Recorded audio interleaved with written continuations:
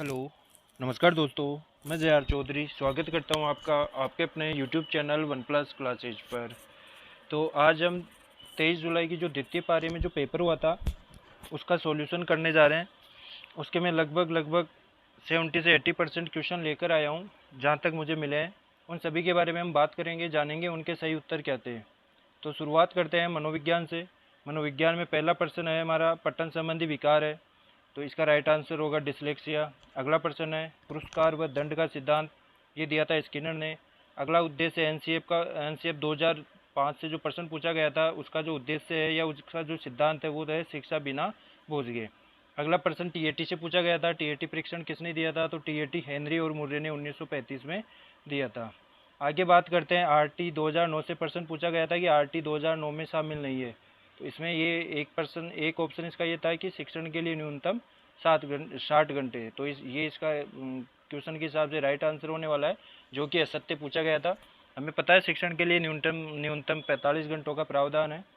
अगला जो प्रश्न है वो मापनियों से पूछा गया था कि न्यूनतम उपयोग की मापनी कौन सी है। तो इसमें आएगा शाब्दिक स्तर की मापनी। अगला प्रश्न सीसीई से पूछा गया था कि सीसीई का मुख्य उद्देश्य क्या है। तो सीसीई का मुख्य उद्देश्य है शिक्षण की कमियों का पता लगाकर उनका उपचार करना।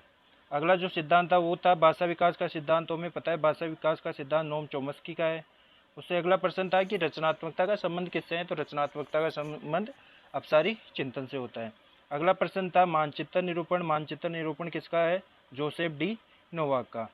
अगला प्रश्न है विशिष्ट से सामान्य कौन सी विधि में होता है। ये आगमन विधि का प्रमुख शिक्षण सूत्र है। हालांकि ये जो प्रश्न है ये शिक्षण विधियों से लिया गया है। अगला प्रश्न है संस्कृति मुक्त अवाचित परीक्षण। संस्कृति मुक्त अवाचित परीक्षण, इसमें एक ऑप्शन 4 ऑप्शन थे। 4 में से जो इसका राइट आंसर होने वाला है वो होने वाला है रेवने प्रोग्रेसिव मैट्रिसेस परीक्षण। और जो इसमें एक ऑप्शन था वो भाटिया वेक्टरी क्रियात्मक परीक्षण भी था, लेकिन वो ना होकर इसका संस्कृति मुक्त जो परीक्षण होगा वो होगा रेवने प्रोग्रेसिव मैट्रिसेस परीक्षण। एक प्रश्न हार्वर्ड गार्डनर के सिद्धांत से पूछा गया था कि हार्वर्ड गार्डनर की जो सिद्धांत है उसमें बुद्धि का कौन सा प्रकार नहीं है। तो उसमें जो ऑप्शन था सामवेगिक बुद्धि, वो इसका राइट आंसर होगा। सामवेगिक बुद्धि हार्वर्ड गार्डनर के सिद्धांत में शामिल नहीं है। एक प्रश्न था कि व्यक्तित्व से संबंधित नहीं है। तो उसमें चार मनोवैज्ञानिक थे, जिनमें एक ऑप्शन जो था बीएपी स्किनर का, वो हमारा राइट आंसर होने वाला है। इसके अलावा जो प्रश्न था कि वंचित बालक के समानार्थी, इसके जो ऑप्शन है वो मुझे याद नहीं है, पर जो इसका आंसर होने वाला है कि वो वंचित बालक जिनको जो समाज की मुख्य धारा से वंचित रहते हैं या जो सरकार द्वारा प्रदत्त सुविधा है उन बालकों को नहीं मिल पाती है, उनको वंचित बालक कहते हैं। एक मानसिक विमंदता से संबंधित था कि मानसिक विमंदता को क्या कहा गया है या इसके लिए कौन सा शब्द है। इसके भी ऑप्शन मुझे कुछ ठीक से याद नहीं है। जो परीक्षण प्रश्न था वो अभिवृद्धि से संबंधित था और एक प्रश्न अभिप्रेरणा से संबंधित था। तो ये कुछ प्रश्न थे जो मुझे याद थे, जो मैं आपके लिए लेकर आया हूँ। आगे हम बात करते हैं हिंदी में। हिंदी के कई सारे प्रश्न हैं जो यहाँ हम बात करने वाले हैं। एक प्रश्न था कि डॉल्टन विधि के जनक, तो इसका डॉल्टन विधि के जनक है कुमारी हेलेना पारकस्ट। एक प्रश्न पूछा गया था कि सर्वदर्शी साधन कौन से नहीं है। तो इनमें जो कंप्यूटर, लैपटॉप, दूरदर्शन थे, ये तो सर्वदर्शी साधन थे। और एक ऑप्शन था जो हमारा इसमें राइट आंसर होने वाला है। तो प्रश्न पूछा गया था कि लोभ जो शब्द है इसमें कौन सी संज्ञा है। तो इसका जो अपना आंसर था वो था भाववाचक संज्ञा। एक प्रश्न था सामयिक में पढ़ते हैं। तो सामयिक में प्रत्येक ईक प्रत्येक आएगा, यहाँ बड़ी की मात्रा लिखी हुई है, जबकि ये नहीं होगा, इसमें इक प्रत्यय आएगा, छोटी ई की मात्रा। अगला प्रश्न है आवश्यक शब्द में क्या लगाने पर विलोम बनता है। तो आवश्यक का अनावश्यक कैसे बनेगा? जब हम इसमें अन उपसर्ग लगाएंगे। अगला प्रश्न है वह में सर्वनाम है, तो वह में निश्चयवाचक सर्वनाम आएगा।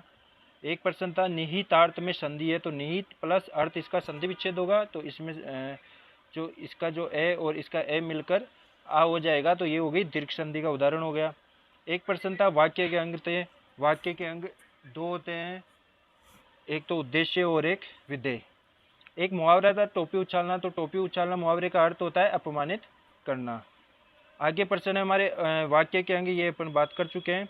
मुख्य उद्देश्य और मुख्य विधेय ये किसमें होते हैं? ये प्रधान वाक्य के भाग होते हैं। एक प्रश्न है हमारा कि हिमायती का अर्थ क्या होता है। तो हिमायती का अर्थ पक्षधर या पक्षपाती में से पूछा गया था। तो हिमायती जो होता है वो हमारा पक्षधर होता है। आगे प्रश्न है कि जातियों का एक वचन क्या होगा। तो जातियों का एक वचन जाति होता है। एक प्रश्न था मौज मस्ती में रहना, तो 8 बार न्योतोवार इसका राइट आंसर होगा। विधा में कौन सा लिंग, विधा में लिंग पूछा गया था, तो विधा एक स्त्रीलिंग शब्द है। और अनुसार में समास, अनुसार में एक जो प्रत्यय लगा हुआ है, इस हिसाब से ये अव्ययभाव समास होगा। अगला प्रश्न है, अच्छा ये रिपीट हो चुका है। आगे बात करते हैं सुधाकर का पर्यायवाची। सुधाकर जो चंद्रमा का होता है, शशांक या चंद्रमा इसका राइट आंसर होने वाला है। और राजस्थानी जो शब्द है वो मानक हिंदी भाषा का शब्द है। एक प्रश्न था ट्रेजेडी शब्द, ये विदेशी भाषा का शब्द है। और व्यक्ति का जो बहुवचन होगा वो व्यक्ति होगा। आगे बात करते हैं हम संस्कृत के कुछ प्रश्न हैं जिनकी हम बात करने वाले हैं। ये का उच्चारण स्थान तालु होता है। हर वर्ड की पंचपदी हमें ये तो प्रस्तावना, प्रस्तुतिकरण, तुलना, सामान्यीकरण, यहाँ से प्रश्न पूछा गया था। एक जो पूछा गया था कि चारों कौशलों में प्रथम कौशल कौन सा होता है, तो श्रवण कौशल प्रथम कौशल होता है। और इसका जो हिंदी रूपांतरण पूछा गया था कि 6.10 को कैसे लिखा जाता है, तो दशाधिक षड्वादनम ये समय सारणी से पूछा गया है, घड़ी से प्रश्न। 73 को पूछा गया है, 73 को संस्कृत में कैसे लिखते हैं, तो इसका राइट आंसर होगा त्रिसप्ततीय। उपचारात्मक शिक्षण का उद्देश्य होता है छात्रों के दोषों का निराकरण करना, ये भी संस्कृत से पूछा गया है। और छंद से संबंधित प्रश्न पूछा गया था जिसका आंसर होगा उपजाति छंद। आगे इसमें प्रश्न पूछा गया था कि विशिष्ट से सामान्य की ओर जो शिक्षण सूत्र है वो कौन सी विधि का है, आगमन विधि का होगा। और एक प्रश्न था इसमें 10 वर्ण किसके होते हैं, तो ये वाला ऑप्शन था वो हमारा राइट आंसर होगा इसमें। आगे बात करते हैं कुछ अंग्रेजी के जो प्रश्न आए हैं, उनमें एक है मेटानोनिक जो सोनेट होता है वो इटालियन सोनेट होता है। एक प्रश्न रिमेडियल टीचिंग से पूछा गया था, तो जो इसमें जो ऑप्शन था ठीक से याद नहीं है कि आइडेंटिफाई वीकनेस और उनका जो उनमें जो सॉल्यूशन करते हैं, सुधार करते हैं, वो इसका राइट आंसर होने वाला है। हैंग को किस प्रकार लिखते हैं, तो हैंग का जो फोनेटिक ट्रांसक्रिप्शन होगा वो इस प्रकार से होगा। टाइटल में पूछा गया था कि जो आई आएगा वो कौन सा आएगा, तो टाइटल का जो फोनेटिक ट्रांसक्रिप्शन होगा वो इस प्रकार से होगा। और ये वाला इसमें राइट आंसर होगा हमारा। एक प्रश्न पूछा गया था फर्स्ट लैंग्वेज में इंग्लिश में कि वोवल कितने होते हैं, तो वोवल जो होंगे वो हमारे 20 होंगे, जबकि कॉन्सोनेंट होते हैं वो 24 होते हैं। तो जो 20 था वो हमारा राइट आंसर होने वाला है। कॉल का पूछा गया था कि कॉल का फोनेटिक ट्रांसक्रिप्शन किस प्रकार से होगा, तो शायद इसमें जो अगर ये ऑप्शन था तो ये होगा या फिर ये होगा, दोनों में से कोई एक था, वो हमारा राइट आंसर होने वाला है। थिन को कैसे लिखा जाता है, तो थिन ये बिल्कुल थीटा वाला, और ये आई और एन ये बिल्कुल सिंपल इसका है। एक प्रश्न पूछा गया था प्लोजिव्स कितने होते हैं, तो प्लोजिव्स अपने को पता है 6 होते हैं, पेफे टेडे कैके। एक प्रश्न था कि सोनेट क्या होता है, तो जो 14 लाइनों वाली जो पोइम होती है उसको सोनेट कहते हैं। एक जो सेकंड लैंग्वेज है उसमें इमीडिएट का पूछा गया था, तो जो इस तरह का जो ऑप्शन था वो हमारा इसका राइट आंसर होगा इमीडिएट का। एक डिनाइड जो पूछा गया था कि डिनाइड का सिनोनिम्स क्या है, तो रिफ्यूज जो होता है डिनाइड का है। और एक ड्रामा से संबंधित प्रश्न पूछा गया था, तो इसमें जो सोरो वगैरह होता है ट्रेजेडी, वो इसका हमारा राइट आंसर होने वाला है। आगे हम बात करने वाले साइंस के महत्वपूर्ण प्रश्नों के बारे में। साइंस के यहाँ लगभग मैं सभी प्रश्न लेके आया हूँ। प्रश्न पूछा गया था एल्यूमिनियम नाइट्रेट का सूत्र क्या होता है, तो एल्यूमिनियम नाइट्रेट का AlNO3 होता है, क्योंकि एल्यूमिनियम के पास 3 जो है इलेक्ट्रॉन देने के लिए नाइट्रोट की संयोजकता 1 है, एल्यूमिनियम की 3 है, तो 3 नाइट्रेट मिलकर इसको संतुलित करेंगे, तो इसका राइट आंसर ये होने वाला है AlNO3। प्रश्न पूछा गया था आलू किसका रूपांतरित भाग है, तने का, मतलब कि ये था कि तने का रूपांतरित भाग कौन सा है, उसमें प्रश्न थे। ऑप्शन में आलू था, शकरकंद था, ये वाले कुछ सलजम थे, गाजर थे, तो इस तरह के ये 4 ऑप्शन थे, उनमें पूछा गया था तना किसका रूपांतरित भाग है, तो तना आलू का आलू जो है तने का रूपांतरित भाग है। एक प्रश्न था विटामिन ए की कमी से कौन सा रोग होता है, तो विटामिन ए की कमी से रतौंधी रोग होता है। एक प्रश्न पोटेशियम का प्रतीक पूछा गया था, तो पोटेशियम का प्रतीक के होता है। एक प्रश्न था संश्लेषित रेशा, तो नायलॉन 66 इनमें से संश्लेषित रेशा है। कुछ ऊन वगैरह रेशम ये भी थे ऑप्शन में, तो वो सभी प्राकृतिक रेशे थे, जबकि इनमें एक ऑप्शन में नायलॉन 66 ये हमारा है संश्लेषित रेशा होगा। एक प्रश्न है हमारा लेग्यूमिनेसी की जड़ों में, हमें पता है राइजोबियम लेग्यूमिनेसी कुल की जड़ों में पाया जाता है, जैसे चना हुआ, इनमें। प्रश्न था स्टोन प्रोटीन का संश्लेषण, तो एस प्रावस्था में स्टोन प्रोटीन का संश्लेषण होता है। अगला प्रश्न है हमारा कि जो प्रश्न पूछा गया था कि आवर्ती 50 हर्ट्ज है, तो 2 सेकंड में कंपनों की संख्या कितनी होगी, तो आवर्ती 50 हर्ट्ज है, यानी 1 सेकंड में 50 कंपन कर रहे हैं, 2 सेकंड में 100 कंपन हो जाएंगे। एक प्रश्न था एलईडी कौन सा रंग उत्सर्जित करता है, तो एलईडी में लाल, पीला और नीला रंग यानी उपयुक्त सभी इसका राइट आंसर होगा।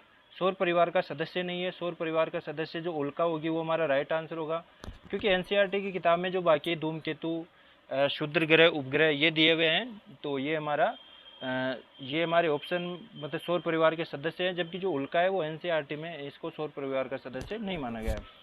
एक प्रश्न था आपतित कोण और परावर्तित कोण, यानी आपतित कोण देकर परावर्तित कोण पूछा गया था। तो आपतित कोण का मान 30, तो परावर्तित कोण का मान भी 30 डिग्री होगा।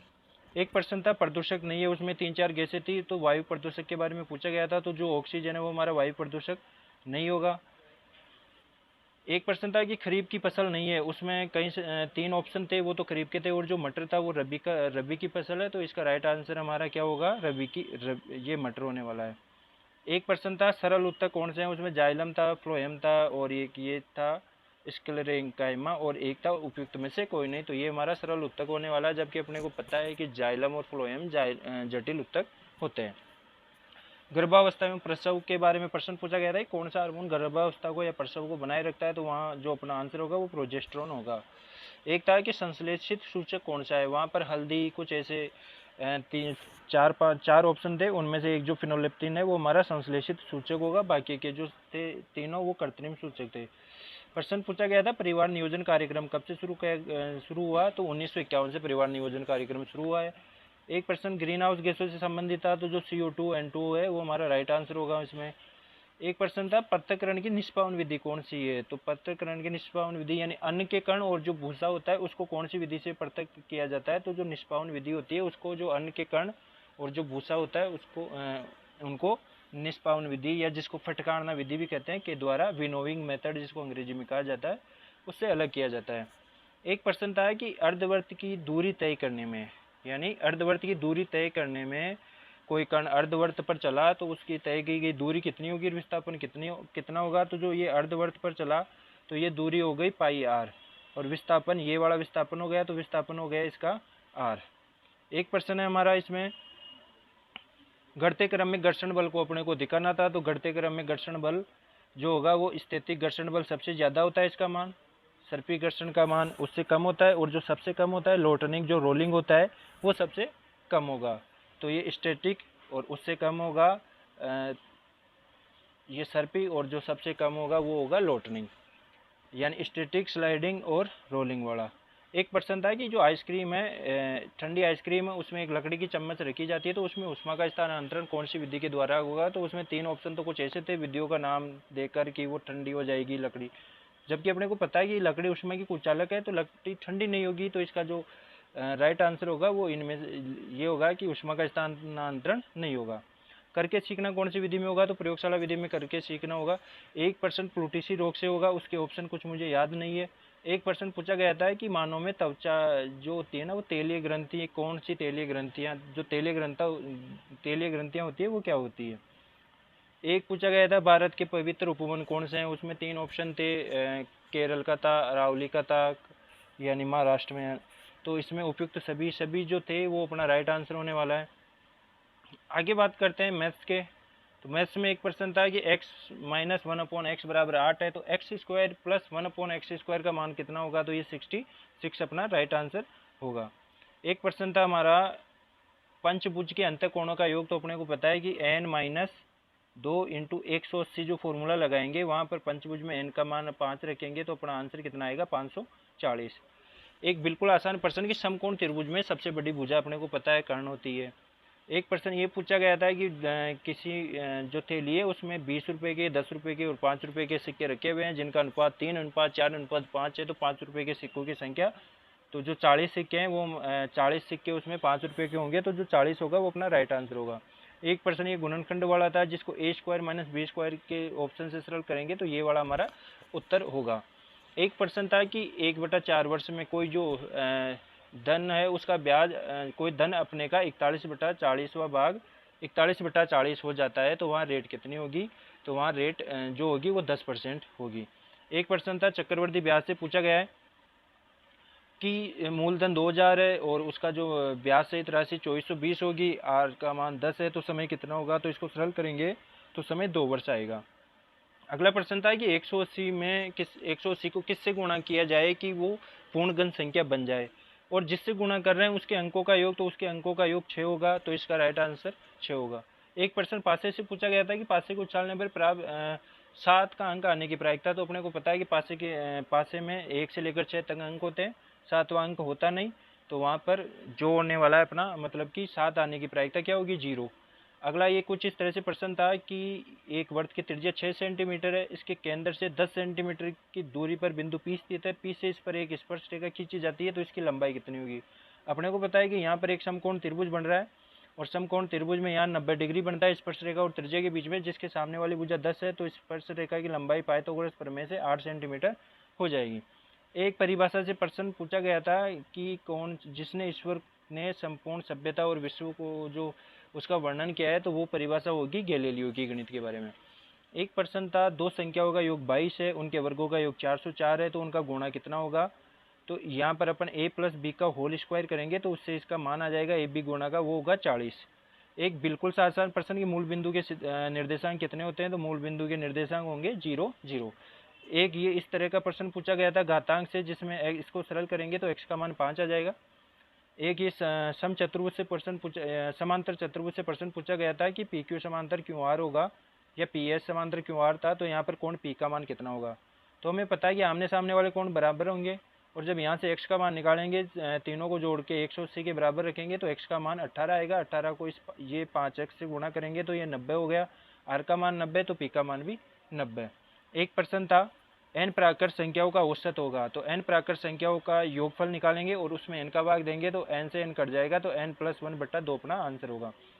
एक प्रश्न था कि दो समांतर रेखाओं को एक रेखा काटती है, तो वहाँ पर संगत कोणों में क्या संबंध होगा। तो अपने को पता है कि सभी संगत कोण क्या होंगे, बराबर, क्योंकि सभी संगत कोणों के युग्म की बात कर रहा था कि उसमें जितने भी संगत कोणों के युग्म बनेंगे उनमें क्या संबंध होगा। तो अपने को पता है कि संगत कोणों का कोई सा भी युग्म हो, सबका योग 180 डिग्री होता है, तो सभी संगत कोणों के युग्म बराबर होंगे। एक प्रश्न था कि ऊपरी सीमा और निम्न सीमा का अंतर क्या कहलाता है। तो ऊपरी सीमा और निम्न सीमा, ऊपरी सीमा में से निम्न सीमा घटाते हैं तो उसको वर्ग माप कहते हैं। एक भिन्न से प्रश्न पूछा गया था कि एक भिन्न के अंश और हर का योग 55 है और उस भिन्न का मान 3/8 है, तो वो भिन्न क्या होगी। उस भिन्न का जब इसको सरल करेंगे तो अपना जो उत्तर आएगा वो आएगा 15/40, जो कि किसी भी ऑप्शन में नहीं था, तो इनमें से कोई नहीं अपना राइट आंसर होने वाला है। एक ये समकोण त्रिभुज से प्रश्न पूछा गया था कि ये 15 और 8 जो है ना, इसके लंब और आधार है, तो इसका परिमाप कितना होगा। तो पाइथागोरस से पहले ये वाली भुजा निकालेंगे, ये 17 आएगी, तीनों को जोड़ेंगे तो 40 अपना आंसर आएगा। एक ही पूछा गया था कि 7 वस्तुओं का विक्रम मूल्य 6 वस्तुओं के क्रम मूल्य के बराबर है, तो इसमें लाभ होगा या हानि। तो 7 वस्तुओं का विक्रम मूल्य अगर 6 वस्तुओं के क्रम मूल्य के बराबर है तो इसमें हानि होगी, और वो जो इसको सरल करेंगे तो 100/7 आएगा, और 100/7 को सरल करेंगे तो 14 से ही 2/7 हानि आएगी। तो ये था हमारा आज जो 23 जुलाई को जो द्वितीय पारी में पेपर हुआ था। जो ये प्रश्न थे वो काफ़ी खोजबीन करने के साथ में कई सोर्स से इकट्ठे हुए हैं। इसके अलावा भी कई सारे ऐसे अप्लाइड प्रश्न थे जो याद नहीं रहते हैं, जैसे इंग्लिश का मैं भी करके आया हूँ तो मुझे भी इतना याद नहीं है। तो सबसे कम यहाँ हमने बात की थी अंग्रेजी के, बाकी के लगभग सभी प्रश्नों के बारे में अपन यहाँ बात कर चुके हैं। उम्मीद है ये वीडियो आपको बहुत पसंद आया होगा। अगर आपको वीडियो अच्छा लगा है तो इसको ज़्यादा से ज़्यादा शेयर कीजिएगा। जल्दी इस वाली जो आगे के जो एग्ज़ाम होने वाले हैं 24 तारीख को, उनके प्रश्नों के साथ भी अपन बात करेंगे। तब तक के लिए मैं आपसे विदा लेता हूँ।